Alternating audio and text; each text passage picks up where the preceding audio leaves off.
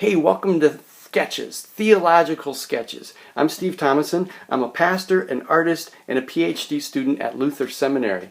Sketches is just a mashup of my passions. It's theological ideas, my love of sketching and drawing, and a passion for digital media. So I invite you to join me in my digital world where we just mess around with ideas and learn together. So welcome to the conversation. Let's go. All right, today I'm not going to do what I normally do. I'm not going to be doing any live drawing. What I want to do is show you a new toy that I learned back in January from a colleague of mine named Alex Blondo. So shout out to Alex for showing me this thing. It's called Prezi. So here's what we're going to do. First, we're going to go to my website, stevethomason.com. We're going to find the blog entry called Presentation on Theories of Culture by Kathryn Tanner. And you'll see here, this is a Prezi that I've embedded into my blog entry.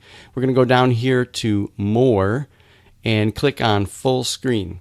By the way, if you're interested in Prezi, just go to prezi.com and you can sign up for a free account and make your own Prezis. So, okay, this is a presentation I did for a class I'm in called Gospel and Cultures. It's taught by Dr. Gary Simpson and Dr. Mary Hess. And I had to do a presentation on this book called Theories of Culture by Kathryn Tanner. And so what we're going to do is go in and see Kathryn Tanner is a theologian. She comes from a feminist theologian perspective, and she is currently a professor of systematic theology at Yale University. She got her PhD from Yale, taught for a while at the University of Chicago, and is now back at Yale. This is a quote from her bio on her website. She says, "Theologians are now primarily called to provide not a theoretical argument for Christianity's plausibility, but an account of how Christianity can be part of the solution rather than simply part of the problem on matters of great human moment that make a life and death difference to people, especially the poor and the oppressed." I think that's a great perspective. Theology's time to get into the game, right? So, Theories of Culture, a new agenda for theology. As I read this book, I thought, there's probably another title that could be called, I want to call it, How to Fight Like Christians, because the proposition that Kathryn Tanner makes is that there isn't such a thing as a Christian culture, but there are several Christian cultures, and what we need to do is look at how to argue. She says agreement, she proposes, is not about consensus, but about how to have an argument that can, at any particular point, turn back against what was initially agreed upon in an effort to rework it. And so what she's really doing is she's trying to reconcile two major theological constructs in the liberal Protestant theological world, that between the Yale School and the Chicago School of Divinity. And so she does this through looking at theories of culture. Now, she divides the book into two parts. First of all, in part one, she traces the history, the evolution of the term culture. Now, it's important to note, I'm going to click right here and zoom in.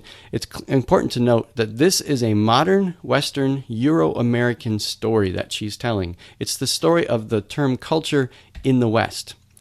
So, in the 18th and 19th centuries, the term culture in Europe had this kind of a connotation. There was a high society and there was a low society. And high society is what's called cultured, people who were well-read and knew about art and music and things like that. And it was possible for a person to move from low society to high society.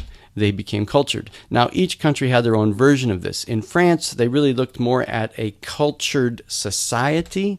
In Germany, it was more of culture being more of an elite, cultured elite in different pockets of Germany. And then in Britain, it was kind of culture became this anti-modernist movement. So that's pretty interesting.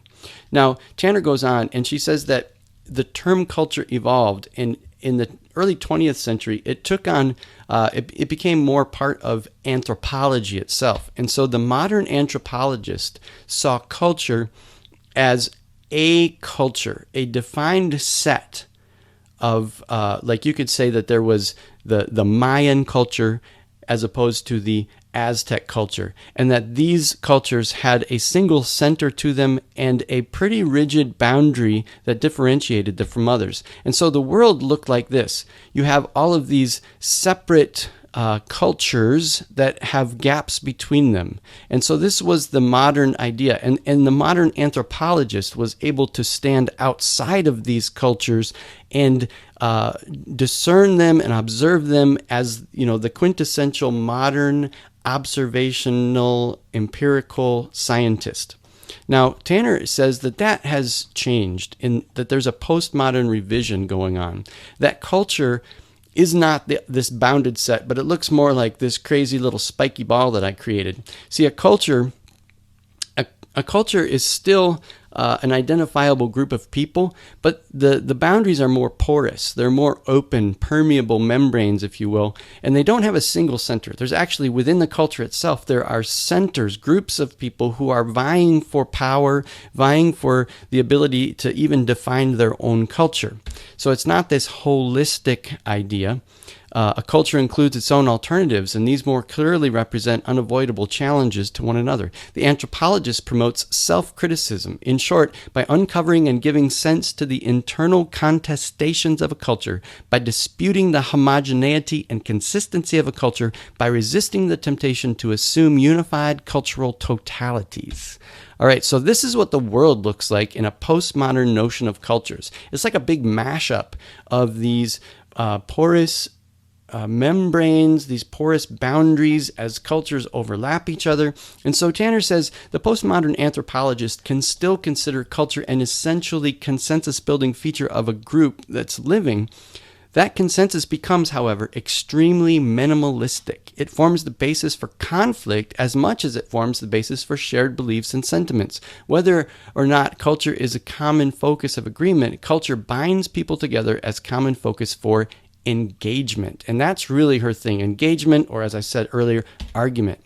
Now, she also goes on to say that cultural identity becomes instead, rather than within itself, instead a hybrid, a relational affair, something that lives between as much as within cultures. And that's especially true in first world Western cultures, as more and more cultures are living together and learning how to cohabitate the same spaces. And so that's a postmodern revision. Now, what she does is she uses this model, this evolution of the term culture, and then in part 2, she takes theology and lays it over top of that progression, wherein she talks about culture and theology. So first of all, the nature of theology itself, she says that there's a similar kind of evolution going on here. Because in the modern world, we have academic theology is kind of like that high society, and the practical, the Christian practices of people, not in the academic theological realm, but just your typical Christian living out practices was more like low society. And in the modern world of academic theology, there was this divide. But she says that academic theology is about, it needs to be about everyday Christian practice, in that the beliefs, symbols, and values that academic theologians work with have their primary locus or circulation there. She's really making a move to bring the academy into practice. The ability of specialized theology to influence everyday Christian life is therefore dependent on the consent of regular rank-and-file Christians. I love this part. No academic theology stands a chance of influencing the direction of everyday Christian life unless it makes some sense to people from their own theological outlooks. So in other words, she's saying, as an academic, she's saying to the academy, hey, wake up, people. It's time to get back to practical Christian praxis if the academic theology is going to have anything to say. So she then centers her conversation around what is Christian identity. And here we really see the heart of it. She's really posing post-liberals, which would be what the Yale School, these are like Barthian, Karl Barth kind of thinkers of this from above kind of theology, as opposed to the more Paul Tillich or the Tillichian theologians at the Chicago School of Divinity. And she is trying to find a middle way between these two that are still functioning within this modern idea that there is such a thing as a Christian culture with a center and these bounded, these rigid boundaries around them that exists within a non-Christian culture, because both the post-liberals and the correlationists are trying to figure out how to begin in a pure Christian culture that has no connection to the non-Christian culture. And she says that's just not going to work. And so what she does, she says, we need to connect into this postmodern alternative of what culture is and realize that Christian cultures exist within their host cultures, and they always have, that you cannot extract a Christian culture from culture. And so she says the real task of Christian theology is a concern for true discipleship, a proper reflection in human words and deeds of an object of worship that always exceeds by its greatness human efforts to do so. And so it's not about creating new traditions. It's not about creating new rules or like revisiting old traditions and old rules.